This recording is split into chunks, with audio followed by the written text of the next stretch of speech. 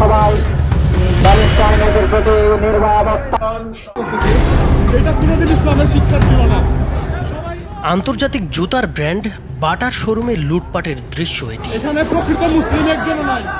Israel বিরোধী বিক্ষোভ মিছিলের আড়ালে যখন এরকম ন্যাক্কারজনক ঘটনা ঘটছে, ঠিক তখন যুক্তরাষ্ট্র, চীন, জাপান ও দক্ষিণ কোরিয়া সহ 40টি দেশের শীর্ষস্থানীয় 6 শতাধিক দেশি বিদেশি বিনিয়োগকারী বাংলাদেশ ইনভেস্টমেন্ট সামিট 2025-এ অংশ নিয়েছেন।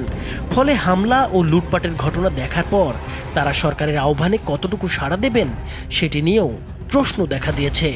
আমরা একমাত্র আল্লাহকে খুশি করার জন্য আমরা মাঠে নেমেছি। আমরা জিহাদের জন্য প্রস্তুত। আল জিহাদ, আল জিহাদ।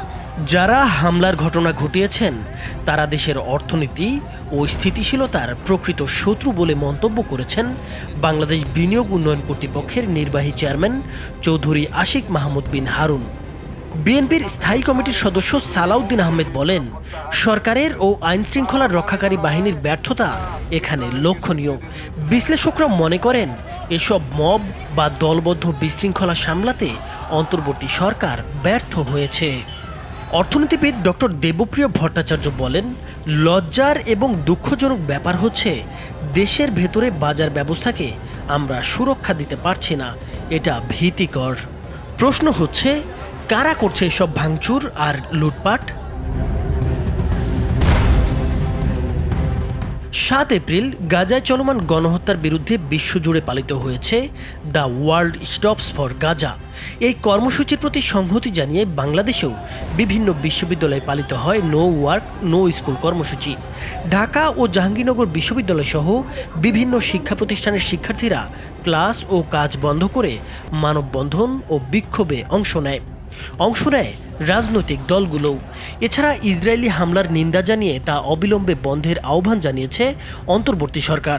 একই সঙ্গে যুদ্ধবিরতি ও বেসামরিক নাগরিকদের সুরক্ষায় আন্তর্জাতিক সম্প্রদায়কে দ্রুত পদক্ষেপ নিতে আহ্বান জানানো হয়েছে সরকারের পক্ষ থেকে। তবে ইসরায়েল বিরোধী বিক্ষোভের আড়ালে দেশের বিভিন্ন জেলায় বাটা, কেএফসি সহ 1 ডজনেরও বেশি প্রতিষ্ঠানে হামলা, ভাঙচুর আর লুটপাট চালিয়েছে কিছু দুর্বৃত্ত। সেদিন কক্সবাজারে সকাল 11টায় বিভিন্ন পেশার মানুষ মিছিল নিয়ে প্রথমে পাবলিক লাইব্রেরির দৌলত ময়দানে জড়ো হয়। পরে সেখান থেকে কলাতলি মোড়ে যাওয়ার পথে কেএফসি ও পিৎজা হাট ব্রাঞ্চটি সামনে পড়ে। এসব ইসরায়েলি পণ্য দাবি করে বিক্ষোভ মিছিল থেকে ওইসব দোকানের সাইনবোর্ড লক্ষ্য করে ঢিল ছোড়া হয়। প্রত্যক্ষদর্শীদের দাবি, ক্ষুব্ধ জনতা আশেপাশের কয়েকটি রেস্তোরাঁতেও ভাঙচুর চালিয়েছে। সিলেট নগরীতে বেশ কয়েকটি বিক্ষোভ মিছিল বের হয়। মিছিল থেকে সিলেটে মার্কিন ফাস্টফুড চেইন কেএফসি এবং আন্তর্জাতিক জুতার ব্র্যান্ড বাটার একটি শোরুমে হামলা চালিয়ে ভাঙচুর ও লুটপাটের ঘটনা ঘটে। এ সময় একই ভবনের নিচের তলায় অবস্থিত একটি আবাসিক হোটেলের অভ্যর্থনা কক্ষ এবং স্থানীয় একটি রেস্তোরাঁতেও ভাঙচুর চালানো হয়েছে। এছাড়া নগরীর আম্বরখানা এলাকায় অবস্থিত ইউনিমার্টের একটি সুপার শপেও ইট পাটকেল নিক্ষেপের ঘটনা ঘটে। চট্টগ্রাম নগরের জিইসি এলাকায় 5টি দোকানে ভাঙচুর ও ইটপাটকেল নিক্ষেপ করে একদল লোক। এ সময় 4টি রেস্তোরাঁ ও একটি জুতার দোকানে ভাঙচুর করা হয়। এর মধ্যে 2টি রেস্তোরাঁর বাইরের কাঁচের দেয়াল গুঁড়িয়ে দেওয়া হয়েছে। এছাড়া নগরীর কাজের দেউরি এলাকায় ব্র্যাক ব্যাংকের শাখা ভাঙচুরের চেষ্টাও করা হয়। গাজীপুরের বোর্ডবাজার এলাকায় বিক্ষোভ মিছিল বের করা হয়েছিল। ওই মিছিলের সুযোগ নিয়ে একদল দুর্বৃত্ত তৃপ্তি হোটেল, রাধুনী হোটেল এবং বাটা কোম্পানির শোরুম সহ বিভিন্ন প্রতিষ্ঠানে নাশকতা, ভাঙচুর ও লুটপাট চালায়। খুলনার ময়লাপোতা ও শিববাড়ি মোড়ে তৌহিদি জনতার মিছিল থেকে কেএফসি, বাটা, ডোমিনোজ পিৎজা সহ বিভিন্ন শোরুমে ভাঙচুর চালানো হয়েছে।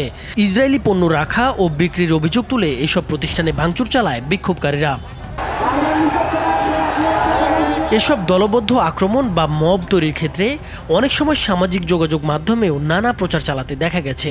সোমবারের হামলার আগে ফেসবুকে বেশ কিছু গ্রুপ এবং পেজে মার্কিন যুক্তরাষ্ট্র ও ইসরায়েলি পণ্য বয়কটের ডাক দিয়ে প্রচারণা চালাতে দেখা যায়।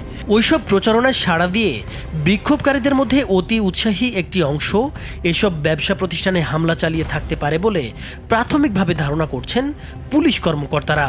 মানবাধিকার কর্মীরা বলছেন, অনেক ক্ষেত্রে লক্ষ্য করা যাচ্ছে যে একটি গোষ্ঠী সুপরিকল্পিতভাবে এ ধরনের ঘটনায় ইন্ধন বা উস্কানি দিচ্ছে। এই ঘটনায় এখন পর্যন্ত ৭২ জনকে গ্রেপ্তার করেছে আইন শৃঙ্খলার রক্ষাকারী বাহিনী। গ্রেপ্তারকৃতদের বড় অংশই বয়সে তরুণ।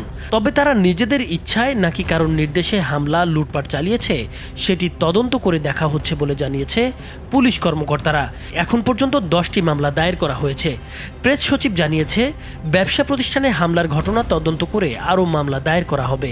আইন অনুযায়ী দায়ীদের বিরুদ্ধে ব্যবস্থা নেওয়া হবে বলে জানিয়েছেন তিনি। গণহত্যার প্রতিবাদে বের হওয়া বিক্ষোভ থেকে বিভিন্ন স্থানে ব্যবসা প্রতিষ্ঠানে হামলা ও লুটপাটের ঘটনাকে বিশ্লেষকরা আইন শৃঙ্খলা বাহিনীর ব্যর্থতা বলে দেখছেন। মানবাধিকার কর্মী নূর খানের মতে, অতীতে হামলা ও লুটপাটে জড়িতদের বিরুদ্ধে কঠোর ব্যবস্থা না নেয়ার কারণে দুষ্কৃতিকারীরা পুনরায় এমন কাজ করতে সাহস পাচ্ছে।